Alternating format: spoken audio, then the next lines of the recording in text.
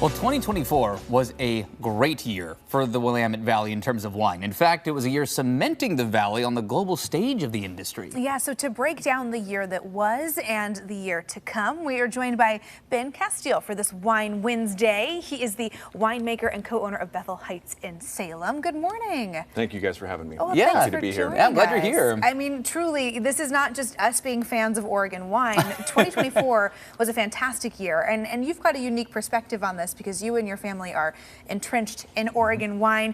You've been in the scene, you know, back before the rest of the world found out how cool we are. So what do you think really makes 2024 stand out? Well, I mean, I think it's a number of things. I mean, I think our industry is maturing. I mean, it's funny to think about Oregon now as a 50-year-old industry, you know, and 50 years sounds like a long time, but in the world of wine, obviously, it's a very, very short period of time. I mean, Western Europe's been doing this for a millennia.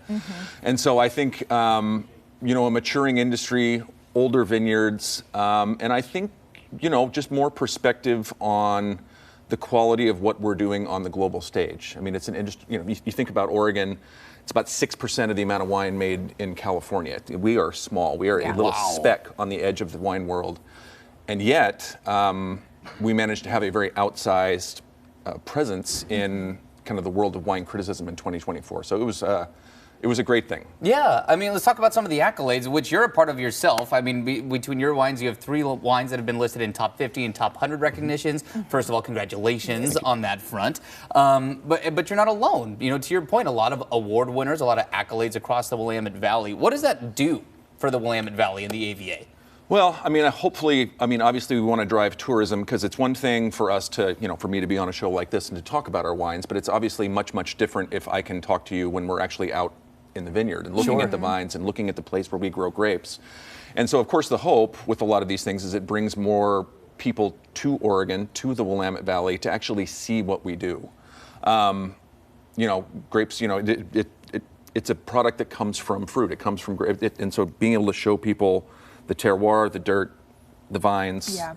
I mean, I think that really tells the story. Yeah, for sure. Yeah. That sense of place and that connection to the product, I think, you know, really reaches beyond the borders of Oregon, you know, in building up that customer base who appreciates what the Willamette Valley does. Absolutely. Yeah, it's, you know, maybe not always a good thing for those of us here at home who have to elbow our way up to the bar at the tasting room because it's crowded, but no, those are good problems. Good problems to have. How do you think the Willamette Valley AVA has changed over the 50 years that we've been a young industry? Well, I mean, I think you know, what began as a lot of families like mine, you know, that came from usually different walks of life. You know, it's rare you find somebody in the industry, at least as a first-generation person, who that was their first career. It was usually they came from something else.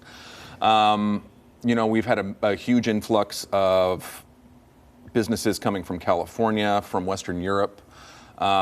Which is a good thing. I mean, I think, you know, that there's always that sort of mentality that you want to sort of protect what you've grown, but I think it's a, you know, it's a piece of success to show that other people are recognizing it and now coming in and investing. So it's exciting. It's a little daunting. I think just because, you know, rapid growth, you see sort of the vestiges of competition, and with competition, you know, for a very collegial industry, you know, competition is a sort of new thing for Oregon. But I think it's really exciting. I mean, it's a very exciting time to be growing grapes in Oregon. I think, you know, we've had 2024, most of the wines that were reviewed were from the 22 vintage.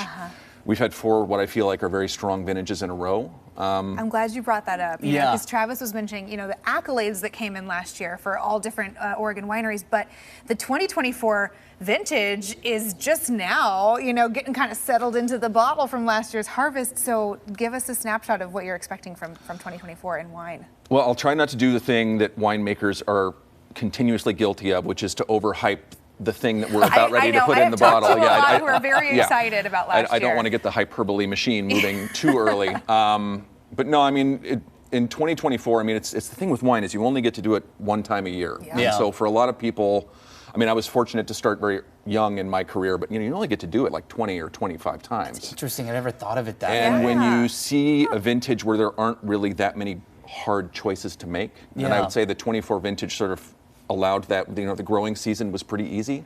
We got through bloom with better than ideal weather. We got through most of the growing season with very little disease pressure. it's one of the. I mean, you always hate.